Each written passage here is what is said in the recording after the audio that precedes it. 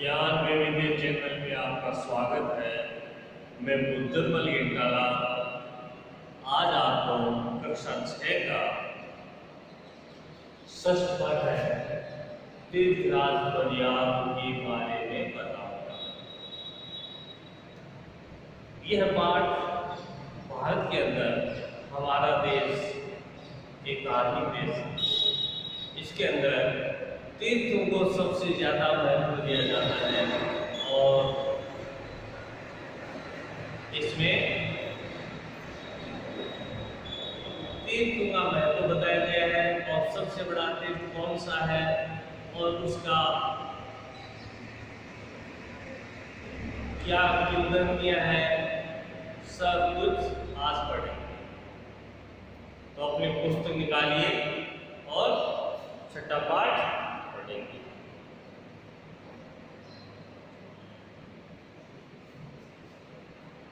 षष्ठ पाठ है तीर्थराज प्रयाग, जो इलाहाबाद के अंदर प्रयाग है, जहां 3 नदियों के संगम स्थल को प्रयाग कहते हैं और यह सबसे पवित्र जगह है। वहां प्रयाग के अंदर जा करके हम तीर्थ स्थान जाते हैं और स्नान कर लेते हैं, तो ये माना जाता है कि हमारा जो जीवन है, इस पृथ्वी पे हमने जो जीवन जन्म लिया है वो सफल हो जाता है। इसमें इकारांत स्त्रीलिंग नदी शब्द है, इकारांत स्त्रीलिंग नदी शब्द है, नदी शब्द वो स्त्रीलिंग है, नहीं कि पुल्लिंग।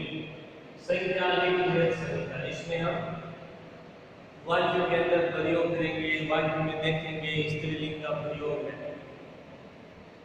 नदी शब्द स्त्रीलिंग है, इसमें वाक्य में इसका प्रयोग किया गया है। अब शुरू करते हैं। पहले आपको आदर्श वाचन करना है। मैं आदर्श वाचन कर रहा हूं, मेरे पीछे पीछे आपको अनुकरण वाचन करना है। जब तक अनुकरण वाचन नहीं होगा तब तक कुछ समझ में नहीं आएगा। तो पहले मैं पाठ पढ़ूंगा, फिर एक बार इसकी एक लाइन पढ़ के आपको हिंदी बताऊंगा। पहले उच्चारण करवाता हूं, आदर्श वाचन करना है। गंगा यमुना सरस्वती इत्यासाम कृष्णा नदीनाम संगम प्रयाग। प्रयाग भारतस्य परमो तीर्थस्थानम् अस्ति। तिस्रनद्यै अत्र मिलन्ति, अतएव एतत् क्षेत्रं त्रिवेणी संगम अथवा त्रिवेणी अपि कथ्यते। अत्र गंगा यमुना नद्योः संगम स्पष्टतया दृष्टिगोचर भवति। एते द्वे नद्यः अत्र प्रत्यक्षतया मिलन्ति, किन्तु एका नदी सरस्वती गुप्ता तिष्ठति।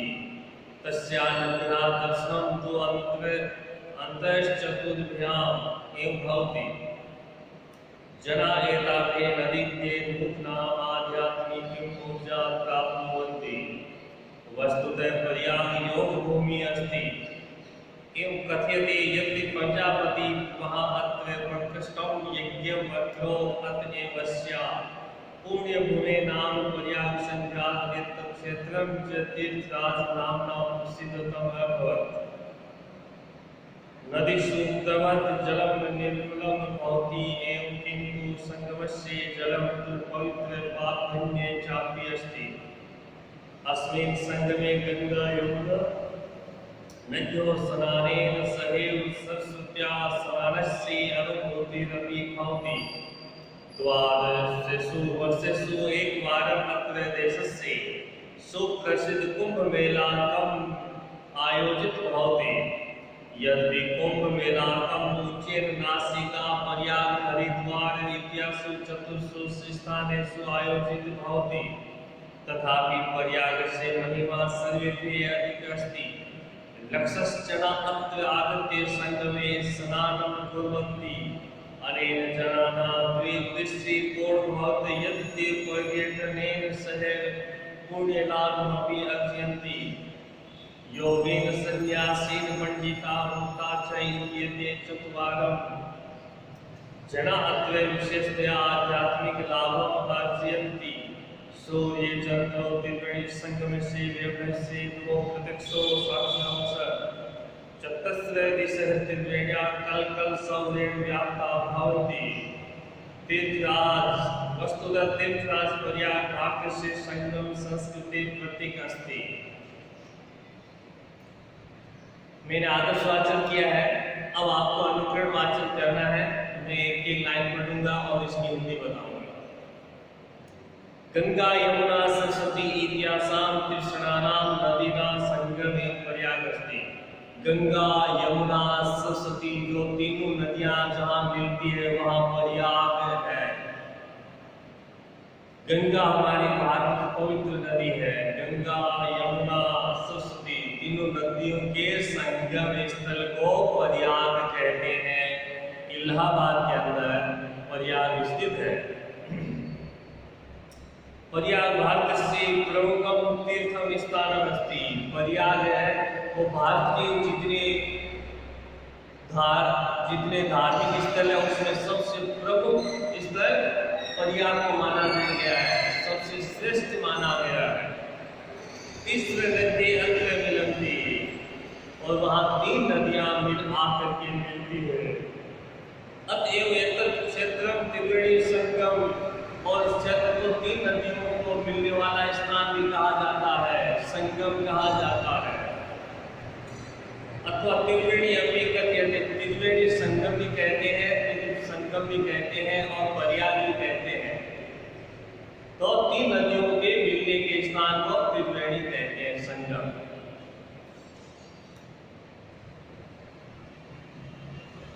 अत्र गंगा यमुना नदियों संगम दृष्टिया दृष्टिगोचर होते और प्रयाग के अंदर गंगा नदी जो आकर के हमें दिखाई देती है, यमुना नदी जो आकर के जो बहती हुई आकर के मिलती हुई दिखाई देती है। गंगा नदी हमें बह करके संगम में मिलती हुई दिखाई दे रही है, यमुना नदी भी दिखाई दे रही है। गंगा यमुना नदियों संगम स्पर्शतया दृष्टिगोचर होती। गंगा और यमुना है वो हमें मिलती हुई दोनों नदियां एकदम आंखों से हम देख सकते हैं, स्पष्ट दिखाई देती है।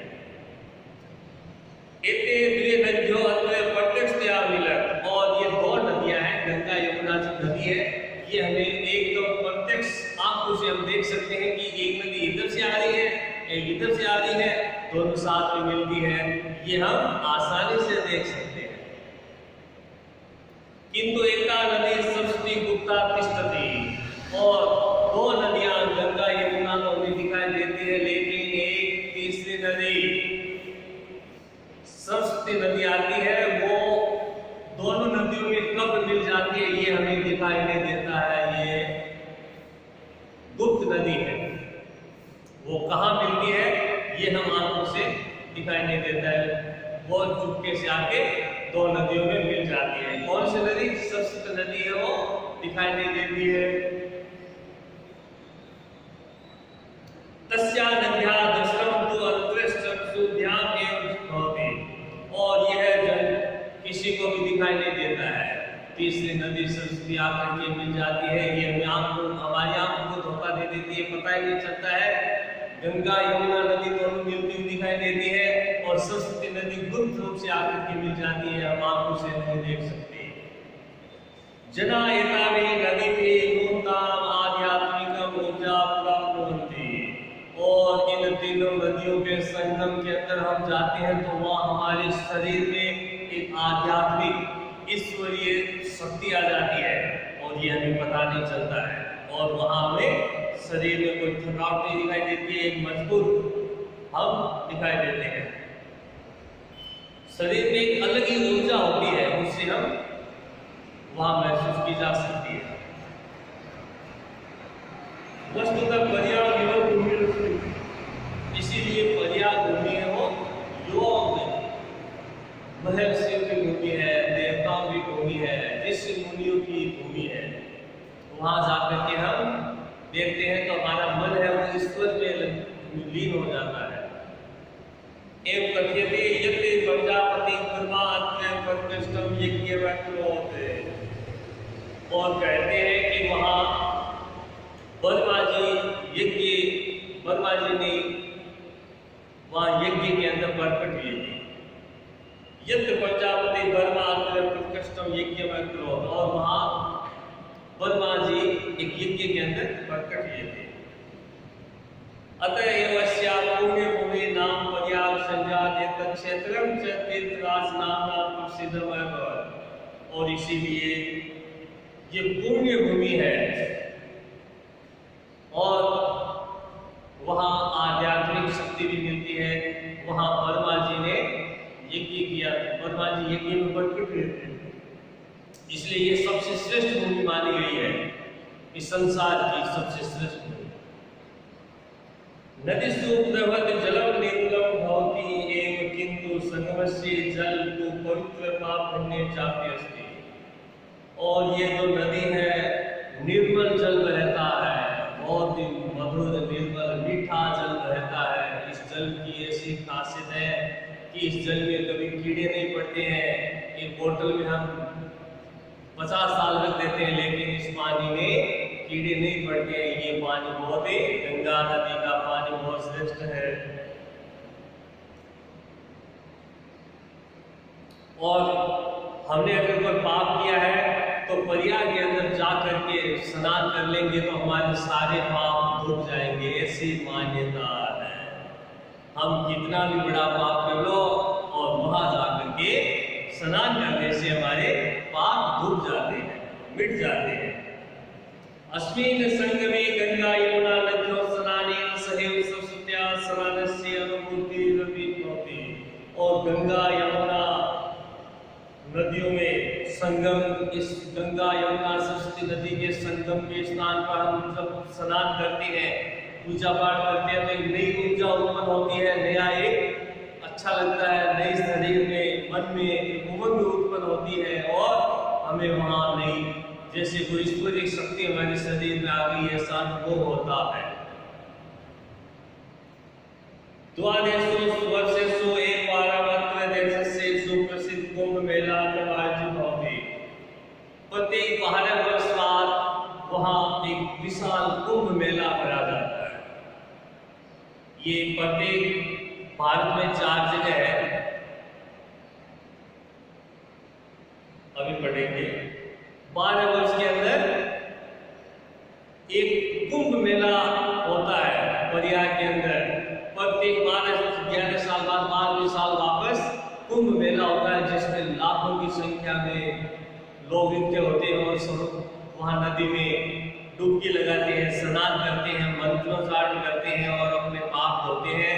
और वहाँ इतनी भीड़ होती है, विदेशों में लोग आश्चर्य करते हैं कि ये क्या कारण है कि इतनी जनसंख्या, इतने व्यक्ति किस प्रकार से एक नदी में स्नान कर सकते हैं और व्यवस्था कैसे बनी रहती है। इंग्लैंड के लोग उसमें सर्च करते हैं, यहाँ आकर के डॉक्टरेट उपाधि पीएचडी करते हैं कि ये ऐसा क्या है, यहाँ की इतनी जनसंख्या किस प्रकार से अपने आप अनुशासन में रह सकती है। ये ऐसा विदेशों में संभव नहीं है, केवल भारत में संभव है। यद्यपि कुंभ मेला उज्जैन, नासिक, प्रयाग, हरिद्वार इत्येषु चतुर्षु स्थानेषु आयोजित होती। ये कुंभ मेला है जो 4 जगह लगता है। पहले लगता है उज्जैन में, उसके बाद नासिक में, उसके बाद प्रयाग में, उसके बाद हरिद्वार में। ये 4 जगह ऐसे एक चक्कर की तरह चलता रहता है। प्रत्येक 30 वर्ष, जैसे अब की बार उज्जैन में लगा है, अगले 3 साल बाद नासिक में लगेगा, उससे आगे प्रयाग में लगेगा और उससे आगे हरिद्वार में लगेगा। ये ऐसे चक्कर चलता रहता है। ये प्रत्येक जगह 12 वर्ष बाद वापस वहां पे मेला लगता है। तथापि प्रयाग से महिमा सर्वेभ्य अधिक अस्ति, लेकिन इन 4 जगह तो मेले लगते हैं कुंभ मेले, इनमें प्रयाग की सबसे ज्यादा श्रेष्ठ माना गया है। प्रयाग को सबसे श्रेष्ठ माना गया है, सबसे श्रेष्ठ है। लक्षस जना अत्र आदित्य संगमे स्नान कुर्वन्ति। लक्षस यानी लाखों लोग वहां आते हैं और स्नान करते हैं। इतनी जनसंख्या किस प्रकार से वहां व्यवस्था बनाती है।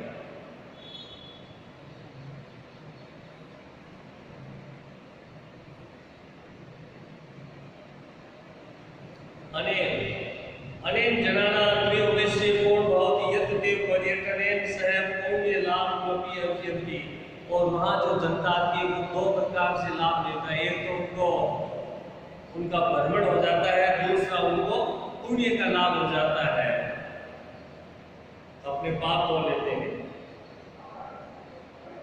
योगिन संन्यासीन पंडिता भक्ता च इत्येते चत्वार जना अत्र विशेषतया आध्यात्मिक लाभम अर्जयन्ति।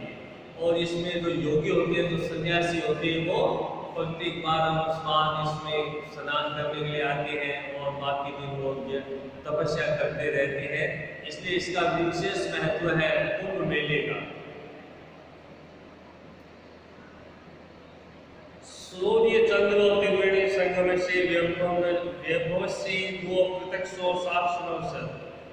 और जब सूर्य चंद्रमा का ग्रहण होता है तो वहाँ अलग ही देखने के लिए लाखों लोग वहाँ एकत्रित होते हैं, और ऐसा नज़ारा और कहीं नहीं दिखाई देता है। उसको देखने के लिए खूब सारे लोग आते हैं, खूब लाखों की संख्या में, और साक्षी बनते हैं। चतुस्र दिशा त्रिवेण्या कल कल सौदेव व्याप्ता भवन्ति। और वहाँ चारों दिशाओं में पानी बहता है, उसकी कल कल की जो आवाज आती है वो सुनाई देती है। वहाँ बैठेंगे तो हमारे कानों में बहते हुए पानी की जो कलरव है, जो कल कल की जो आवाज है वो सुनाई देगी। वस्तुतः तीर्थराज प्रयाग भारत से संगम संस्कृति प्रतीक अस्ति। और जो प्रयाग तीर्थराज है वो हमारी भारतीय संस्कृति का प्रतीक है। भारतीय संस्कृति की झलक उसमें दिखाई देती है, और ये एक अहम भारतीय संस्कृति वहाँ झलकती है, और ये भारतीय संस्कृति को आगे बढ़ाने में सहायक है। इस प्रकार से हमने तीर्थराज प्रयाग का पाठ है, इसकी हिंदी कंप्लीट कर ली है, और इसको आपको पहले पढ़ना है, उसके बाद हिंदी करनी है, और एक एक लाइन की हिंदी आनी चाहिए। इस प्रकार से आज इस पाठ की हिंदी कंप्लीट हो गई है। प्रश्नोत्तर कल करवाएंगे। इसी के साथ आज का टॉपिक समाप्त करते हैं। जय हिंद।